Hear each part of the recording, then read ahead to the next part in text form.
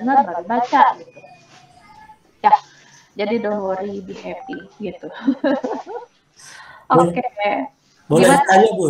Boleh, silahkan. Itu apa yang di eksplorasi konsep itu kan ada page-page-nya dari halaman 1, 8, terus ada yang question atau pertanyaan, itu wajibkah setiap CGP menjawab atau tidak gitu? Apakah mempengaruhi nilai untuk masing-masing CGP gitu?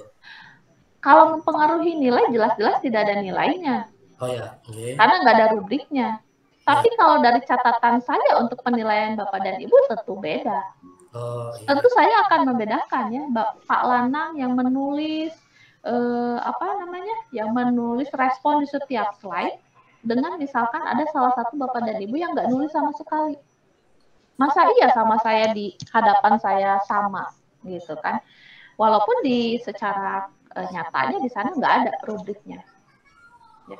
Pak, tidak lantas Pak Lanang misalkan setiap slide itu membuat respon nilainya 100, nggak ada nilainya di situ. Tapi di catatan pribadi saya ada perbedaannya. Kayak gitu. Jadi ini akan kembali lagi kepada effortnya Bapak dan Ibu. Ya, saya kira itu yang paling fair ya.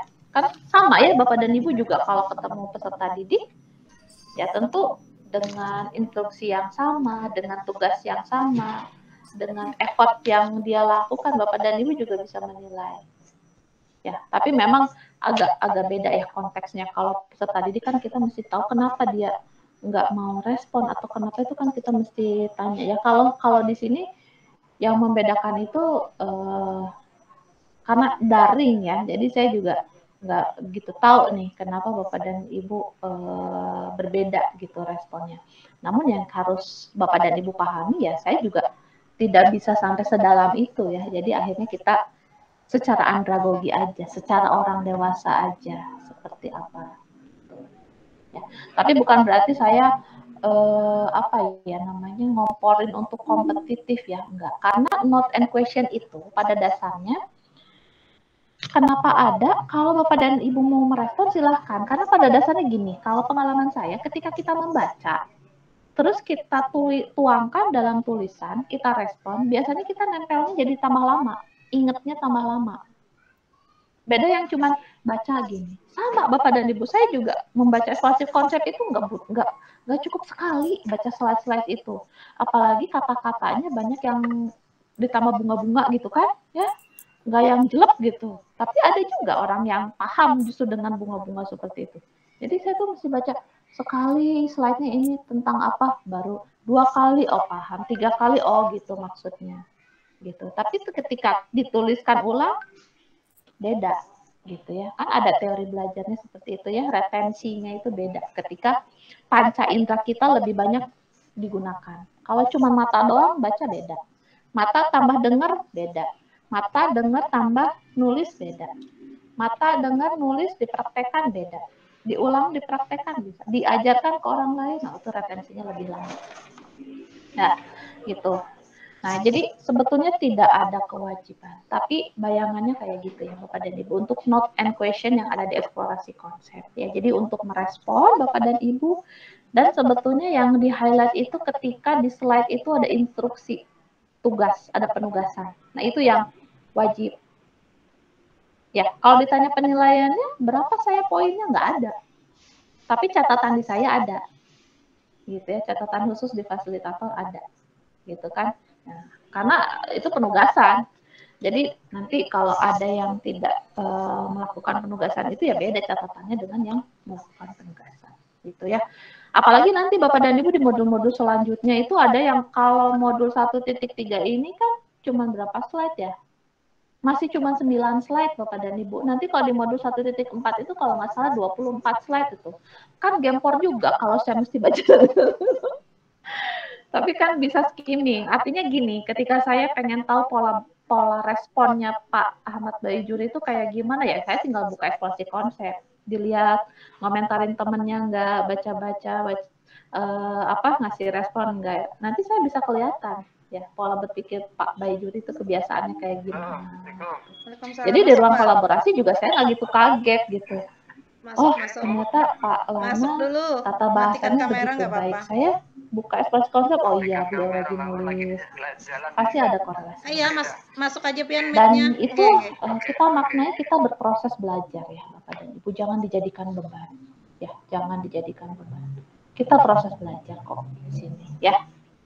Itu dan jangan khawatir juga Bapak dan Ibu, sepanjang saya pengalaman melakukan penilaian dengan teman-teman CGP itu saya nggak pelit nilai kok ya, walaupun sekarang mungkin masih aduh dibandingin nilainya kok Bu Rini masih kecil-kecil, itu kita lihat saya pengennya progresnya tek gitu loh, daripada gini atau gini gitu kan, lebih nggak enak gitu ya.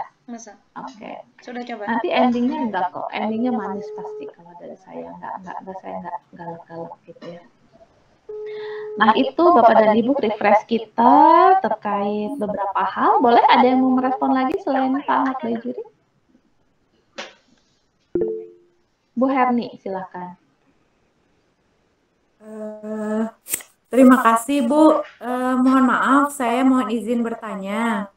Waktu saya mengerjakan Bagja itu kan singkatan dari buat pertanyaan, ambil pelajaran, gali mimpi, jabarkan rencana, atur eksekusi.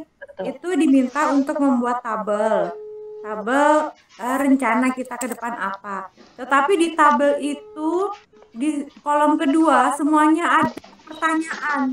Nah itu saya bingung terus terang. Loh bukannya pertanyaan cuma satu, kok kenapa semua step ada pertanyaan?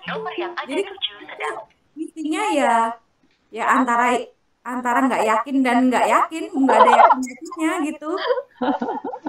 Jadi mohon penjelasannya Bu. Jadi siapa tahu nanti untuk ke depan, karena ini kan akan diulang di modul 3.3. Masa ia melakukan kesalahan yang sama, jadi pengennya ke depan lebih baik begitu. Terima kasih Bu.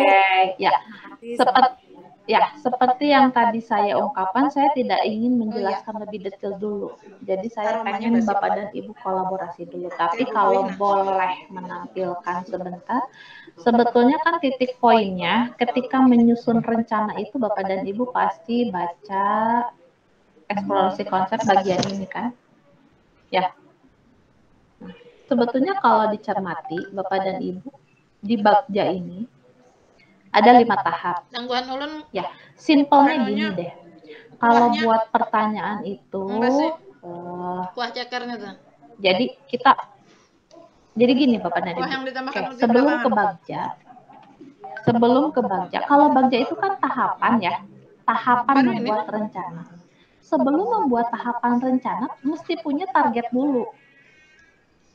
Target itu disebutnya adalah ada kuahnya yang masam.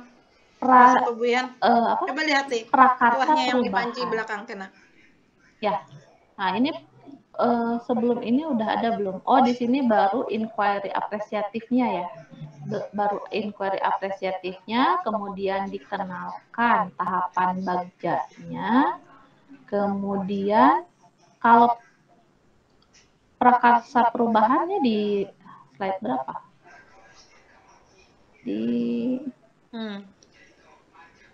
Buburnya ada yang basi kuahnya. Kuah ayamnya. Harusnya sih sebelum bagja, saya juga lupa. Harusnya di sini. Bagiannya di 8 ya. Sebelum itu berarti. Ini kan bagjanya di 5 ya. Di mana? Tadi tuh bagjanya. Bagiannya di 8, Bu. Bagjanya di 8.